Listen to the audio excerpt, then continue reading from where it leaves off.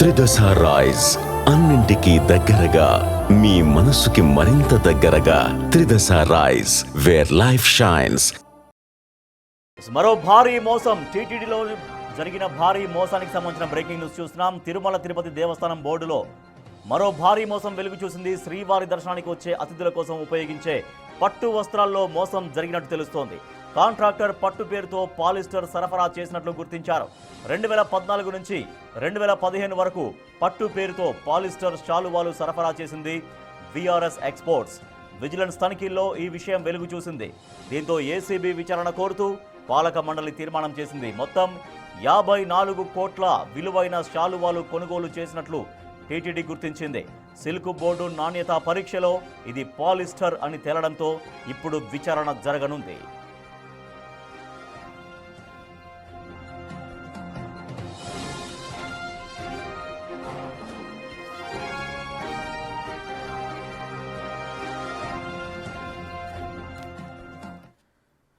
TTD బోర్డులో మరో భారీ మోసం వెలుగు చూసింది. శ్రీవారి దర్శనానికి వచ్చే అతిథుల కోసం ఉపయోగించే పట్టు వస్త్రాల్లో మోసం జరిగినట్టు తెలుస్తోంది. కాంట్రాక్టర్ పట్టు పేరుతో పాలిస్టర్ సరఫరా చేసినట్టుగా గుర్తించారు. మరింత సమాచారాన్ని మా ప్రతినిధి దామోదర్ అందిస్తారు. దామోదర్, పట్టు పేరుతో పాలిస్టర్ సరఫరా చేసినట్టుగా ఎట్లా గుర్తించారు?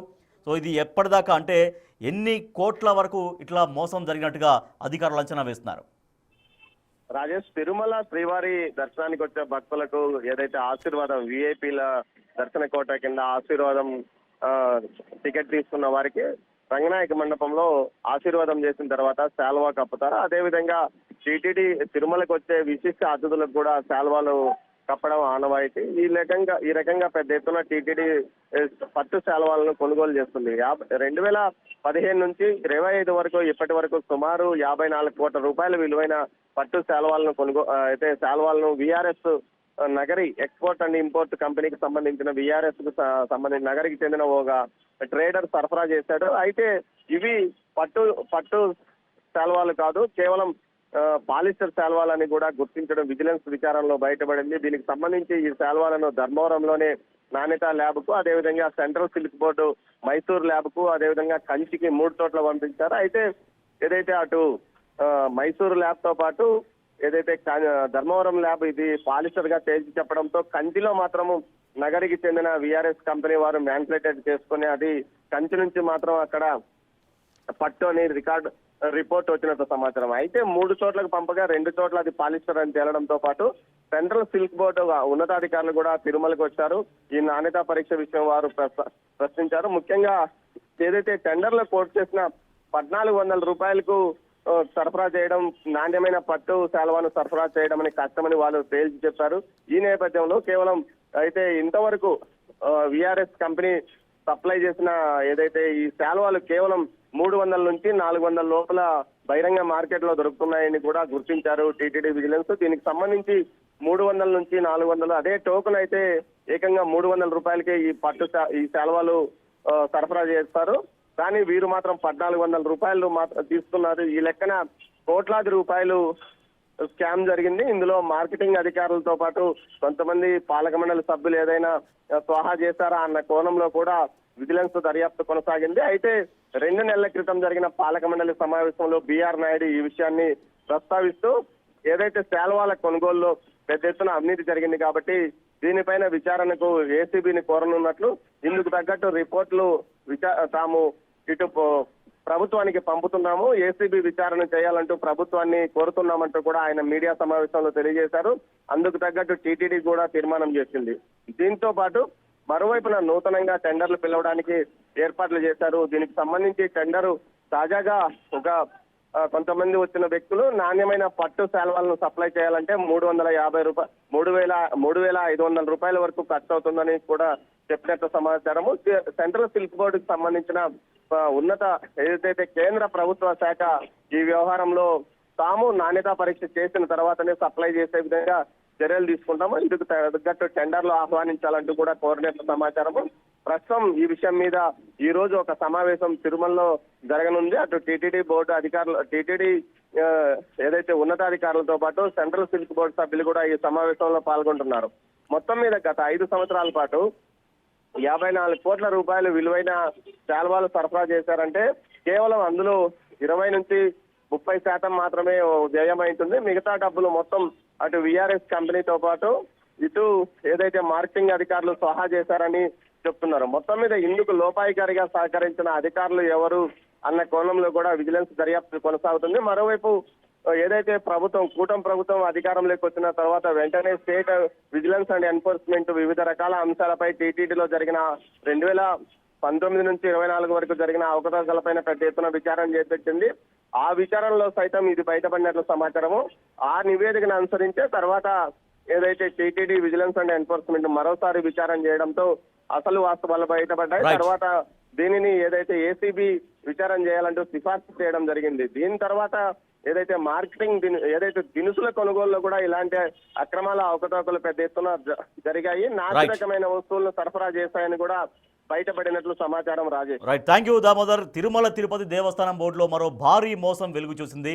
ఇది మోసం అనే కంటే కూడా ఒక అపచారం అని చెప్పొచ్చు. ఇప్పటికే కల్తీ లడ్డు తిరుమల తిరుపతిలో లభించేటువంటి ఒక దేవుడి ప్రసాదం లడ్డూలో కల్తీ నెయ్యి అనేది ఇప్పుడు తీవ్ర వివాదం ఒక పక్కన నడుస్తోంది.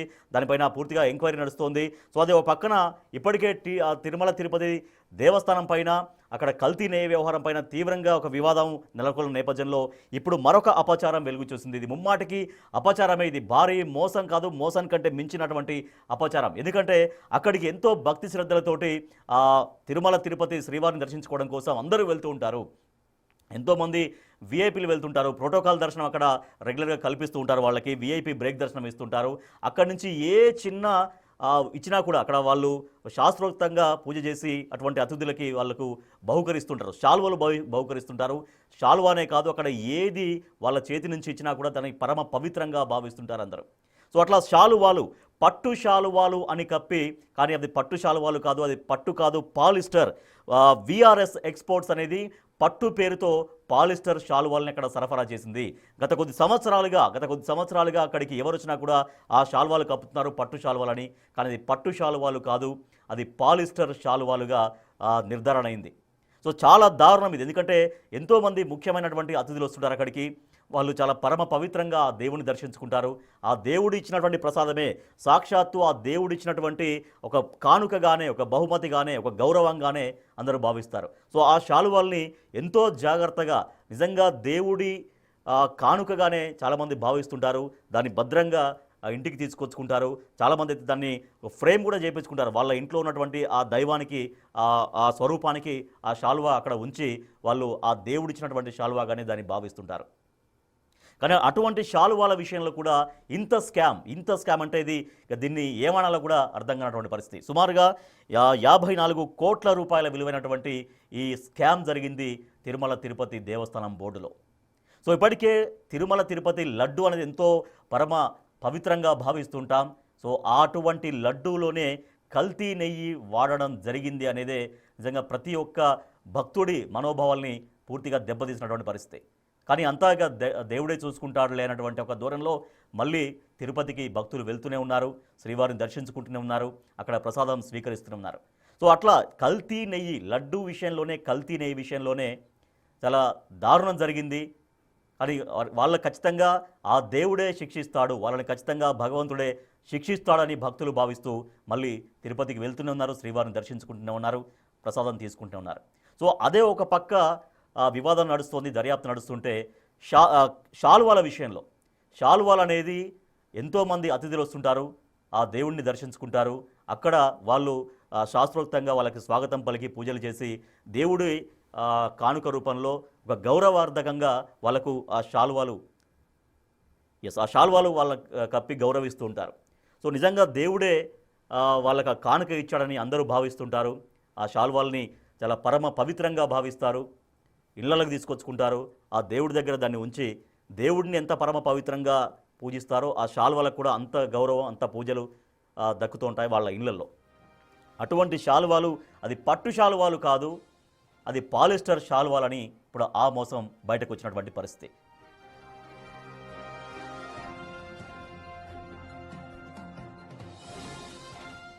టీటీడీ చైర్మన్ బిఆర్ నాయుడు గతంలో ఏమన్నారో శాల్వాల గురించి కావచ్చు, అక్కడ టీటీడీలో అక్కడ వచ్చినటువంటి అతిథులకి సన్మాన సత్కారాల విషయంలో ఏమన్నారు ఒకసారి చూద్దాం. ఈ శాల్వాలు ఉన్నాయి కదా, అది బయట 350 రూపాయలు 400 రూపాయలు దొరుకుతుంది.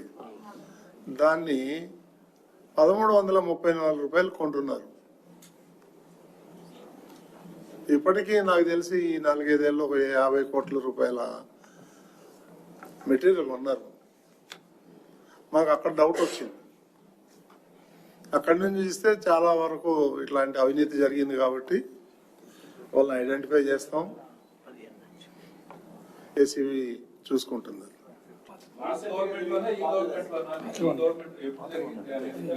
పాతది కొత్తది అన్ని పాత దాంట్లో నుంచి కంటిన్యూ అవుతుంది. సో అది టీటీడీ చైర్మన్ బిఆర్ నాయుడు గతంలో అంటే ఇటీవల శాల్వాల విషయంలో మాట్లాడినటువంటి మాటలు. గతంలో అంటే తక్కువ ధరకు బయటకు దొరుకుతున్నప్పటికీ కూడా ఎక్కువగా పెంచి వాటి అంచనాలు ఎక్కువగా పెంచి 1300 అంటే దాదాపుగా ఒక్కొక్క శాల్వా పైన ఒక 1000-1200 రూపాయలు ఎక్కువగా పెట్టి కొనుగోలు చేశారు. దాదాపుగా 50 కోట్లు ఎక్కువగా కొనుగోలు చేసినట్టుగా 50 కోట్లు ఎక్కువగా దీంట్లో అదనంగా వెచ్చించినట్టుగా తమ దృష్టికి వచ్చిందని దానిపైన పూర్తిగా ఎంక్వైరీ చేస్తామన్నారు. సో అన్నట్టుగానే అసలు శాల్వాలు నిజంగా పట్టు శాల్వాలైనా కాదన్నటువంటి ఎంక్వైరీ చేశారు. సిల్క్ బోర్డు చేసినటువంటి పరీక్షల్లో నాణ్యత పరీక్షల్లో ఈ భారీ మోసం బయటపడింది. సో టీటీడీలో జరిగినటువంటి భారీ మోసం వెలుగు చూసింది. సుమారుగా 50 కోట్లకు పైన 54 కోట్లకు పైగా ఈ శాల్వాల్లో అవినీతి జరిగింది అని నిర్ధారణ. దీనిపైన సిబిఐ ఎంక్వైరీ కూడా చేయాలని కోరుతున్నారు TTD chairman BR Naidu. So అనేక మంది వస్తారు దేశ విదేశాల నుంచి. తిరుమల తిరుపతి అంటే అది ప్రపంచ ప్రఖ్యాతిగాంచినటువంటి దేవస్థానం. సో ఎక్కడెక్కడి నుంచో దేశ విదేశాల నుంచి ఆ శ్రీవారి దర్శనం కోసం వస్తుంటారు. సో వాళ్ళు ఎంతో పరమ పవిత్రంగా వస్తుంటారు. అక్కడ దొరికే ప్రతి ఒక్కటి అంటే ప్రసాదం పులిహోర కావచ్చు, లడ్డు కావచ్చు, అక్కడి నుంచి వచ్చే ప్రతి కానుక దేవుడి దగ్గర దొరికేటువంటి ప్రతి ఒక్కదాన్ని ఎంతో పరమ పవిత్రంగా దాన్ని భావిస్తూ ఉంటారు. సో అతిథులకి సహజంగానే వచ్చిన తర్వాత దేవుడి ప్రసాదాలు తీర్థ ప్రసాదాలు అందజేసి శాలువాలతో వాళ్ళని గౌరవిస్తారు, సత్కరిస్తారు. సో నిజంగా అది దేవుడి నుంచి వాళ్ళకి దక్కినటువంటి ఒక అపురూపమైనటువంటి ఒక సన్మానంగా, అపురూపమైనటువంటి కానుకగా దాన్ని భావిస్తుంటారు. ఎంతో పరమ పవిత్రంగా భావిస్తుంటారు. సాక్షాత్తు తిరుమల శ్రీవారి దగ్గర నుంచి వచ్చినటువంటి ఒక పట్టు శాలువాగా దాన్ని ఎంతో గౌరవంగా దాన్ని స్వీకరిస్తారు. కానీ అటువంటి దాంట్లో కూడా స్కామ్కు పాల్పడ్డారు కొంతమంది దుండగులు. సో నిజంగా ఎంత దారుణం ఇది. సో దేవుడి అనేది ఒక నమ్మకం, పరమ పవిత్రమైనటువంటి ఒక నమ్మకం. అదే నమ్మకాన్ని ఆ భక్తుల్లో ఎప్పటికి కూడా కాపాడగలగాలి. సో ఆ దైవ యొక్క శక్తి, ఆ దైవం యొక్క మహత్యం అదంతా కూడా ఎప్పుడు ఆ భక్తులకి ఎప్పుడూ అది చిరస్మరణీయంగా ఉండాలి. ఎప్పుడు దాని గురించి ఒక రకమైనటువంటి ఆధ్యాత్మిక భావన పెంపొందించే విధంగా ఉండాలి. కానీ అక్కడ అతిథులకు కప్పేటువంటి శాలువాల విషయంలో కూడా కొంతమంది దుండగులు, కొంతమంది వాళ్ళకి ఏం పేరు పెట్టాలో అర్థం కాని పరిస్థితి. సో వాళ్ళు ఇటువంటి ఘోరానికి పాల్పడ్డారు. అక్కడ కూడా శాలువాల విషయంలో కూడా స్కామ్కు పాల్పడ్డారు. సో వీళ్ళ గురించి సిబిఐ ఎంక్వైరీ జరగాల్సినటువంటి డిమాండ్ వస్తుంది. ఏసీబీ విచారణ జరిపించాల్సిందే అంటూ టీటీడీ తీర్మానం చేసింది.